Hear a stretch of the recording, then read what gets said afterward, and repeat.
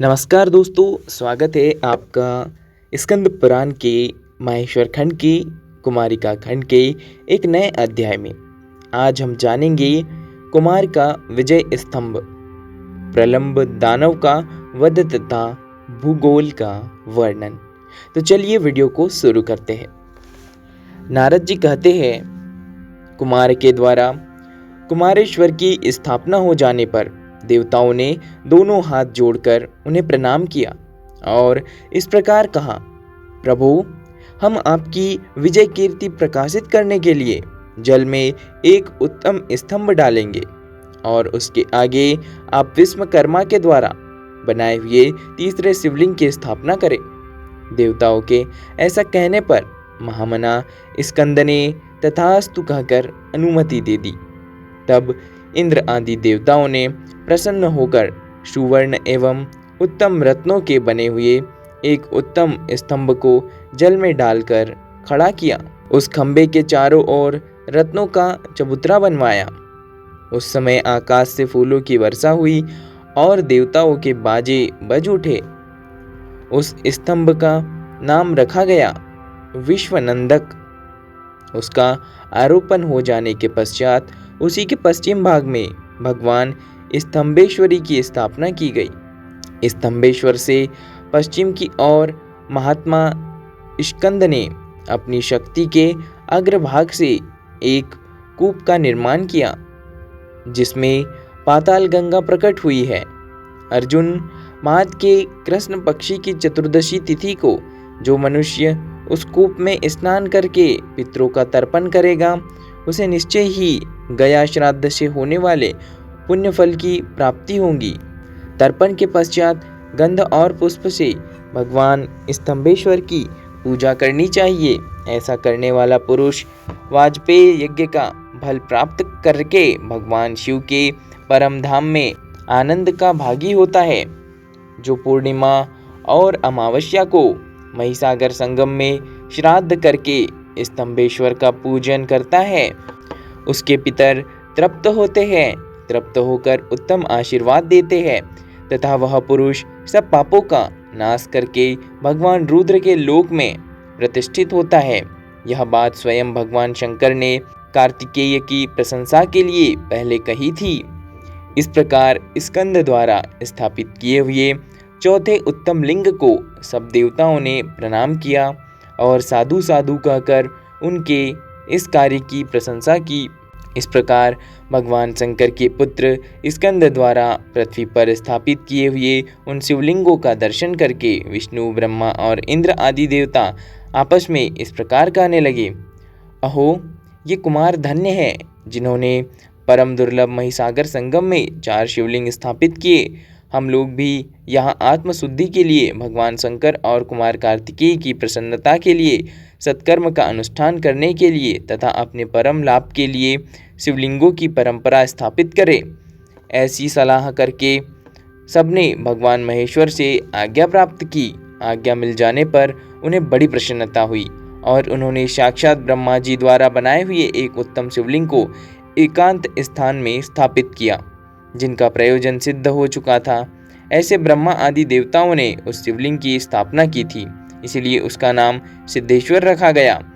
फिर सब देवताओं ने मिलकर वहां एक उत्तम सरोवर खोदा और उन महात्माओं ने समस्त तीर्थों के उत्तम जल से उस जलाशय को भर दिया। इसी समय पाताल से शेषनाग के पुत्र कुमुद ने आकर शेष आदि सर्पगणों से कहा, तारकासुर के साथ जब युद्ध हो रहा था उस समय प्रलंब नामक दानव कुमार के भय से भागकर पाताल में जा घुसा था।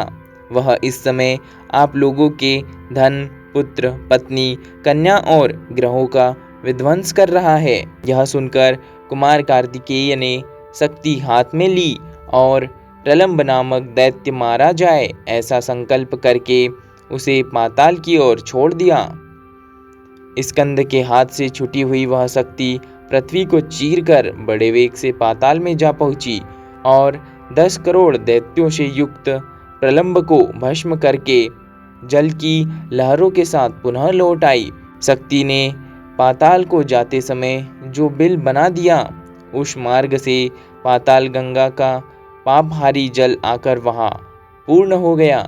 स्कंद ने उसका नाम सिद्धकूप रखा, जो मनुष्य उपवास पूर्वक कृष्ण पक्ष की अष्टमी और चतुर्दशी को सिद्धकूप में स्नान करता है और अनन्य भाव से भगवान सिद्धेश्वर का पूजन करता है, उसका अनेक जन्मों का पाप भाग जाता है। जो सिद्धकुंड में श्रद्धापूर्वक स्नान करता है वह सब पापों से मुक्त होकर भगवान शंकर की भक्ति के योग्य हो जाता है। उस तीर्थ में अक्षय वट भी है। उसके ऊपर संतुष्ट हो भगवान शंकर ने यो वरदान दिया, यह वट वृक्ष प्रयोग के अक्षय वट के समान है। जो यहाँ श्राद्ध करता है उसके पिंड देने से सब पितरों को अक्षय दान प्राप्त होता है। तदनंतर ब्रह्मा आदि देवताओं ने स्कंद के साथ जाकर महाशक्ति भगवती सिद्धांबिका से प्रार्थना की, देवी तुम यहीं रहकर इस क्षेत्र की दुष्ट जीवों से रक्षा करो।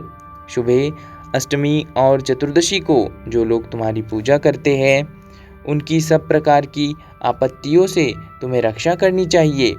उनके इस प्रकार कहने पर सिद्धांबिका ने तथास्तु कहकर उनकी प्रार्थना स्वीकार की।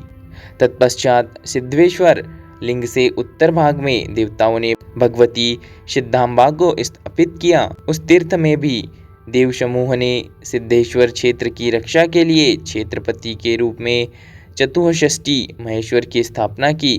उसके बाद उन्होंने सिद्धि के लिए वहां शिवजी के पुत्र गणेश की सिद्धि विनायक के नाम से स्थापना की। जो लोग प्रत्येक कार्य के आरंभ में सदा उनकी पूजा करता है उन सबको ये प्रबल विघ्नराज सिद्धि प्रदान करते हैं। इस प्रकार उस तीर्थ के सिद्ध शब्द की जो लोग सदा पूजा दर्शन और स्मरण करते हैं वे सब दोषों से मुक्त हो जाते हैं। सिद्धेश्वर, सिद्धवट, सिद्धांबिका, सिद्ध विनायक, सिद्धेश, क्षेत्राधिपति, सिद्धशर तथा सिद्धकूप ये 7 सिद्ध शब्द कहलाते हैं। सिद्धेश के संबंध में देवताओं ने भी ये गाथा गाई है, जो मनुष्य सिद्धलिंग का पूजन करेगा उसके द्वारा हम सब देवता यज्ञ, जप, स्तोत्र और तपस्या द्वारा संतुष्ट किए हुए के समान हो जाएंगे। यूँ कहकर वे सब देवता बड़े हर्ष को प्राप्त हो स्कंद के साथ उस क्षेत्र से चले गए। स्कंद ने मारुत स्कंद नाम से प्रसिद्ध सप्तम स्कंद को प्रस्थान किया। अर्जुन, इस प्रकार मैंने तुमसे महिसागर संगम तीर्थ के 5 लिंगों का वृत्तांत कह सुनाया। कुंती नंदन, सृष्टि के पहले यहाँ सब कुछ अव्यक्त एवं प्रकाश शून्य था। उस अव्याकृत अवस्था में प्रकृति और पुरुष ये 2 अजन्मा जन्म रहित एक दूसरे से मिलकर एक हुए, यह हम सुना करते हैं। तत्पश्चात अपने स्वरूपभूत स्वभाव और काल की प्रेरणा होने पर पुरुष के इक्षण से क्षोभ को प्राप्त हुई। प्रकृति से महतत्व की उत्पत्ति हुई। फिर महतत्व से विकार आने पर अहंकार प्रकट हुआ। मुनियों ने उस अहंकारों को सात्विक, राजस और तामस भेद से 3 प्रकार का बतलाया। तामस अहंकार से 5 तन्मात्राएं उत्पन्न हुई तथा उन तन्मात्राओं से 5 महाभूतों की उत्पत्ति हुई है और रूप रसादि 5 विषय 5 महाभूतों के कार्य हैं। तेजस अर्थात राजस अहंकार से 5 ज्ञानेंद्रियां और 5 कर्मेंद्रियां उत्पन्न हुई। पूर्वोक्त 10 इंद्रियों के देवता तथा 11वीं इंद्रिय मन सात्विक अहंकार से उत्पन्न हुए हैं, ऐसा विद्वान पुरुषों का मत है। ये ही 24 तत्व पूर्व काल में उत्पन्न हुए।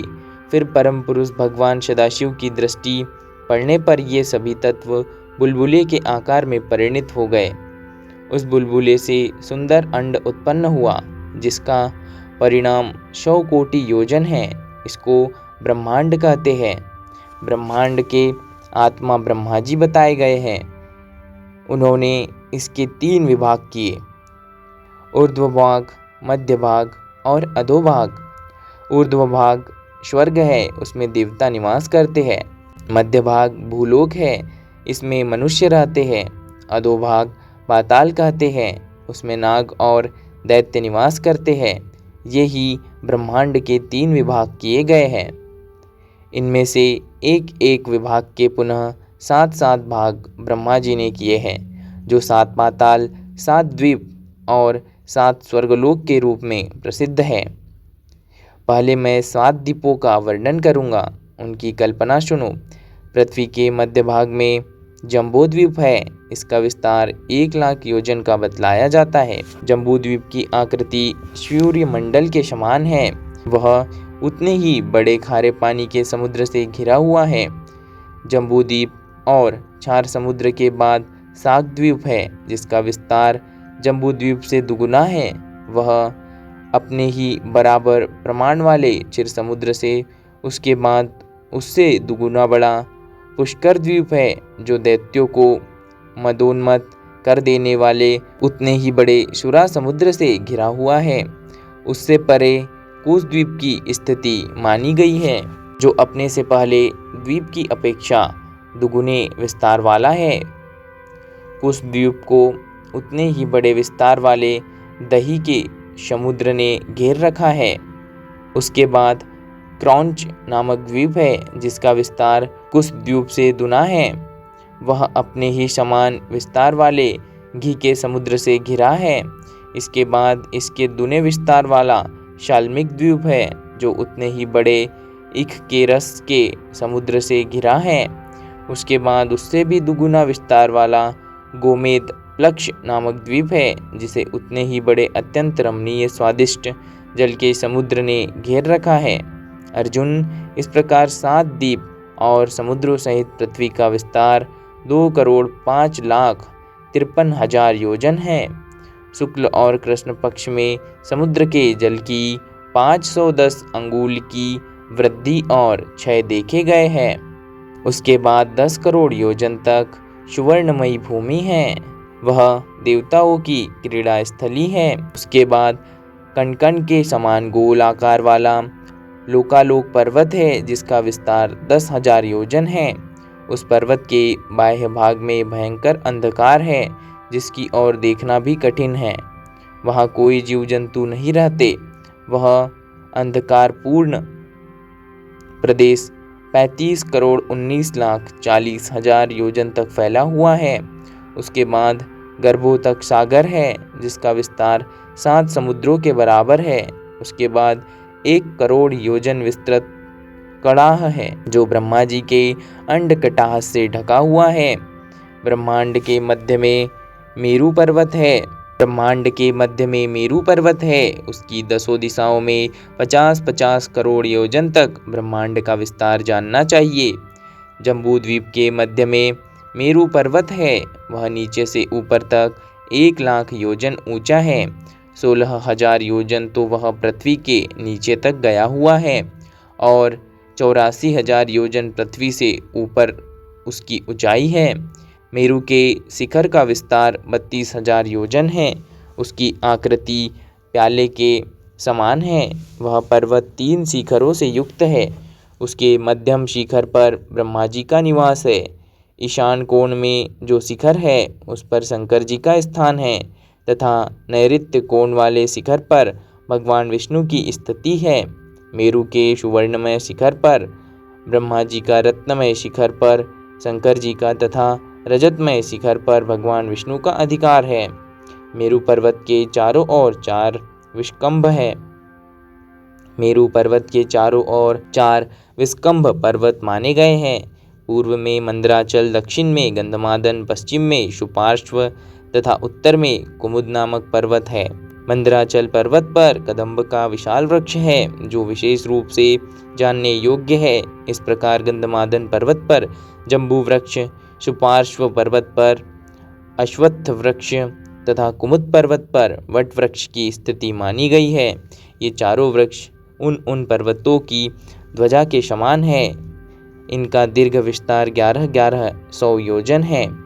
इनके 4 वन हैं, जो पर्वत के शिखर पर ही स्थित है। पूर्व में नंदन वन, दक्षिण में चैत्ररथ वन, पश्चिम में वैभ्राज वन तथा उत्तर में सर्वतोभद्र नामक वन है। इन्हीं 4 वनों में 4 सरोवर भी है। पूर्व में अरुणोत सरोवर, दक्षिण में मान सरोवर, पश्चिम में शीतोत सरोवर तथा उत्तर में महानाथ नामक सरोवर है। ये विष्कंभ पर्वत 25,000 योजन ऊंचे हैं। इनकी चौड़ाई भी हजार हजार योजन मानी गई है। इनके सिवा वहाँ और भी बहुत से केशर पर्वत है। मेरुगिरी के दक्षिण दिशा में निषद, हेमकूट और हिमवान ये 3 मर्यादा पर्वत है। इनकी लंबाई 1,00,000 योजन और चौड़ाई 2,000 योजन है। मेरु के उत्तर में भी 3 मर्यादा पर्वत है, नील, श्वेत और श्रृंगवान। मेरु से पूर्व मूल्यवान पर्वत है, मेरु से पूर्व माल्यवान पर्वत है और मेरु के पश्चिम गंधमादन पर्वत है। ये सभी पर्वत जम्बू द्वीप में चारों ओर फैले हुए हैं। गंधमादन पर्वत पर जो जम्बू का वृक्ष है उसके फल बड़े बड़े हाथियों के समान होते हैं। उस जम्बू के ही नाम पर इस द्वीप को जम्बू द्वीप कहा गया है। पूर्व काल में स्वयंभुव नाम से प्रसिद्ध एक मनु हो गए हैं। वे ही आदि मनु और प्रजापति कहे गए हैं। उनके 2 पुत्र हुए, प्रियव्रत और उत्तानपाद। राजा उत्तानपाद के पुत्र परम धर्मात्मा ध्रुवजी हुए, जिन्होंने भक्ति भाव से भगवान विष्णु की आराधना करके अविनाशी पद को प्राप्त कर लिया। राजर्षि प्रियव्रत के 10 पुत्र हुए, जिनमें से 3 तो संन्यास ग्रहण करके घर से निकल गए और परम ब्रह्म परमात्मा को प्राप्त हो गए। से 7 द्वीपों में उन्होंने अपने 7 पुत्रों को प्रतिष्ठित किया। राजा प्रियव्रत के ज्येष्ठ पुत्र अग्निद्र जम्बूद्वीप के अधिपति हुए। उनके 9 पुत्र जम्बूद्वीप के 9 खंडों के स्वामी माने गए हैं। वे 9 खंड आज भी उन्हीं के नाम से विख्यात है। प्रत्येक खंड का विस्तार 1000 योजन है। मेरु के चारों ओर और गंधमादन तथा माल्यवान के बीच में सुवर्णमयी भूमि से सुशोभित भूभाग है, उसे इलाव्रत वर्ष कहते हैं। माल्यवान पर्वत से लेकर समुद्र पर्यंत भद्राश्व वर्ष कहलाता है। गंधमादन से समुद्र तक की भूमि को केतुमाल वर्ष कहा गया है। श्रृंगवान पर्वत से आरंभ करके सागर तक के भूखंड को कुरु वर्ष कहते हैं। श्रृंगवान और श्वेत पर्वत के बीच का भाग हिरण्यमय वर्ष कहलाता है। नील और श्वेत पर्वत के बीच में रम्यक वर्ष है। निषद और हेमकूट के बीच हरिवर्ष की स्थिति है। हिमवान और हेमकूट के मध्य का भूभाग किमपुरुष वर्ष माना गया है। हिमालय से लेकर समुद्र तक के भूभाग को नाभिखंड कहते हैं। नाभि और कुरु ये दोनों वर्ष धनुष की सी आकृति वाले हैं। इनमें क्रमशः हिमवान और श्रृंगवान पर्वत प्रत्यंचा के स्थान पर स्थित बताए गए हैं। नाभि के पुत्र ऋषभ हुए और ऋषभ से भरत का जन्म हुआ, जिनके नाम पर इस देश को भारतवर्ष भी कहते हैं। अर्जुन, यहाँ अर्थ, काम और मोक्ष चारों पुरुषार्थों का उपार्जन होता है। भारतवर्ष के सिवा अन्य सब द्वीपों और वर्षों में केवल भोग भूमि है। साग द्वीप में 1000 योजन विस्तृत साक वृक्ष है। उसी के नाम से उस वर्ष को साक द्वीप कहा गया है। राजा प्रियव्रत के पुत्र मेधातिथि उस द्वीप के अधिपति है। उनके 7 पुत्र हुए, पुरोजव, मनोजव, पवमान, धूम्रानीक, चित्ररेव, बहुरूप तथा विश्वधार। ये उनके पुत्रों के नाम हैं। इन्हीं नामों से प्रसिद्ध वहाँ 7 खंड है। शाक द्वीप में रीतव्रत, सत्यव्रत, दानव्रत और अनुव्रत नाम वाले 4 वर्णों के लोग हैं, जो वायु स्वरूप भगवान के नामों का जप करते हैं, जो अपनी प्राण आदि वृत्तियों के द्वारा संपूर्ण भूतों के भीतर प्रवेश करके उनका पालन पोषण करते हैं तथा यह जगत जिनके अधीन है, वे अंतर्यामी ईश्वर साक्षात वायुदेव हम सब की रक्षा करे। कुश द्वीप में 1000 योजन तक कुशों की झाड़ी है। उसी के चिन्ह से चिन्हित होने के कारण उसको कुश द्वीप कहते हैं। राजा प्रियव्रत के पुत्र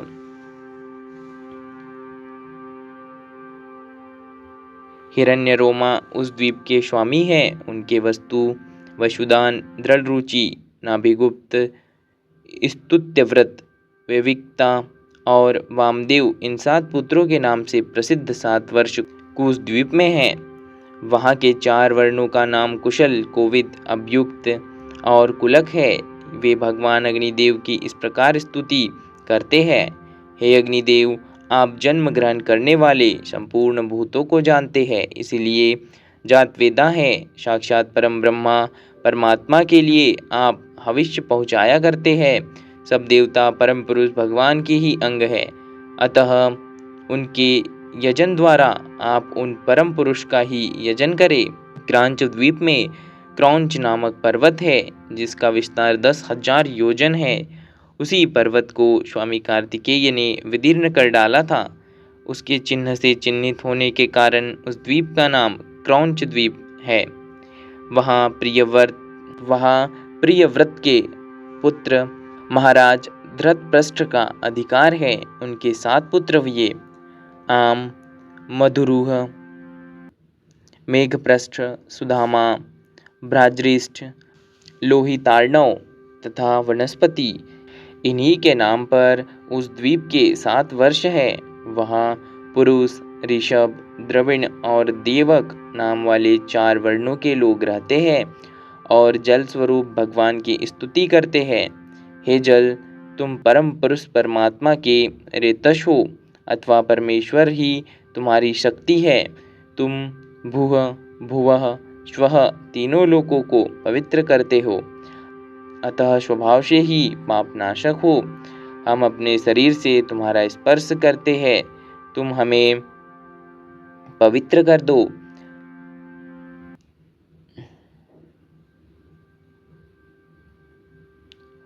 शाल्मली द्वीप में सेममलक एक बहुत बड़ा वृक्ष है, जिस पर गरुड़ जी निवास करते हैं। उसका विस्तार 1,000 योजन है। वही वहाँ का चिन्ह है, इसीलिए उसे साल्म द्वीप कहते हैं। राजा प्रियव्रत के पुत्र यज्ञबाहु उसके अधिपति है।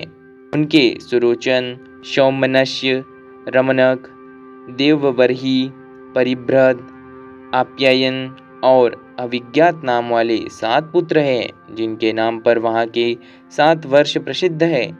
उस द्वीप में श्रुतधर, वीर्यधर, वसुंधर और ईशंधर नाम वाले 4 वर्णों के लोग भगवान सोम का यजन एवं स्तवन करते हैं, जो अपनी किरणों से कृष्ण और शुक्ल पक्ष के पितरों और देवताओं को अन्न वितरण करते हैं। वे भगवान चंद्रमा हम सब प्रजाओं के राजा हो।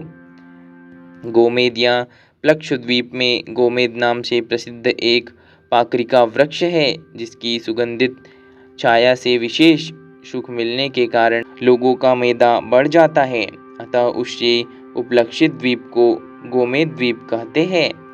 वहाँ राजा प्रियव्रत के पुत्र इदमजिह्न राजा हैं। उनके शिव, यवश, सुभद्र, शांत, क्षेम, अमृत तथा अभय नाम वाले 7 पुत्र हैं, जिनके नाम से उस द्वीप के 7 वर्ष प्रसिद्ध हुए हैं। वहाँ इंश, पतंग, ऊर्ध्ववर्चन और सत्यांग नाम वाले 4 वर्णों के लोग रहते हैं, जो भगवान सूर्य की आराधना करते हैं, जो पुराण पुरुष भगवान विष्णु के स्वरूप है। सत्य, ऋत, वेद, अमृत तथा मृत्यु के भी आत्मा हैं। उन भगवान सूर्य की हम शरण लेते हैं। पुष्कर द्वीप में 1,000 योजन तक विस्तृत स्वर्णमय कमल देदीप्यान होता है, जिसके लाखों स्वर्णमय दल शोभा पाते हैं। वही वहाँ का चिन्ह है, इसीलिए उसे पुष्कर द्वीप कहते हैं। राजा प्रियव्रत के पुत्र वितिहोत्र वहाँ के अधिपति है। उनके 2 ही पुत्र हैं, रमणक और धातकी। इन्हीं के नाम से उस द्वीप के 2 खंड प्रसिद्ध है। इन दोनों खंडों के मध्य भाग में मानसोत्तर नामक पर्वत है, जिसकी आकृति कंगन के समान है। उसी के ऊपर भगवान भास्कर भ्रमण करते हैं। वहाँ वर्ण विभाग नहीं है, सब समान है, केवल ब्रह्मा जी का चिंतन करते रहते हैं। वे इस प्रकार प्रार्थना करते हैं, जो सुप्रसिद्ध कर्मफल स्वरूप है। साक्षात ब्रह्म में ही जिनकी स्थिति है, सब लोग जिनका पूजन करते हैं तथा जो एकांतनिष्ठ है, अद्वितीय एवं परम शांत है, उन भगवान ब्रह्मा को नमस्कार है। पुष्कर द्वीप के निवासियों में क्रोध और मात्सर्य नहीं होता, पुण्य और पाप की भी प्रवृत्ति नहीं होती। उनकी आयु 10,000 वर्ष से लेकर 20,000 वर्ष तक की होती है। वे लोग जप करते रहते हैं और देवताओं की भांति अपनी पत्नियों के साथ विहार किया करते हैं। अर्जुन, अब मैं तुम्हें ऊपर के लोकों की स्थिति बतलाऊंगा। दोस्तों, इसी प्रकार यहाँ पर महेश्वर खंड के, कुमारिका खंड के इस अध्याय का समापन होता है। बाकी हम पढ़ेंगे अगले वीडियो में, अगले अध्याय में। तब तक के लिए धन्यवाद।